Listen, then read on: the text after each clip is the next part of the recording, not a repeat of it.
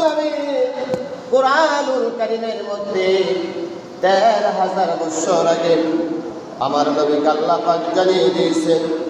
সকলে আমার সাথে বলুন, বিসমিল্লাহির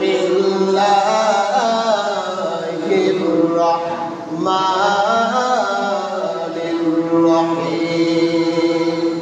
ওয়াতুবু ইলাল্লাহি জামিআন আইয়ুহাল মুমিনুনা লাআল্লাকুম তুফলিহুন।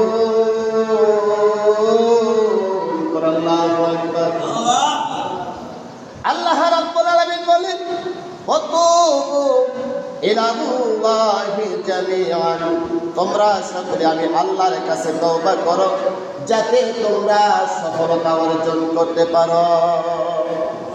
তোমরা আমি আল্লাহর কাছে তওবা করো যে আল্লাহ আমার গুনাহ